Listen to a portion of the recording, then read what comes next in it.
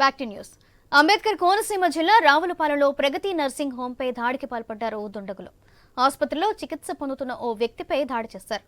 అడ్డుకునేందుకు ప్రయత్నించిన డాక్టర్ను, వైద్య సిబ్బందిపై సైతం దాడి చేశారు. ఈ ఘటనలోని ఆసుపత్రిలోని ఫర్నిచర్ ధ్వంసమైంది. అలాగే దాడికి పాల్పడిన వ్యక్తులు ఓ మంత్రికి సంబంధించిన అనుచరులుగా ఆరోపించారు బాధితులు. ఘటనా స్థలానికి చేరుకున్న పోలీసులు కేసు నమోదు చేశారు. 2 బైకులు ఢీకున్న ఘటనలోని దాడి జరిగినట్లుగా గుర్తించారు.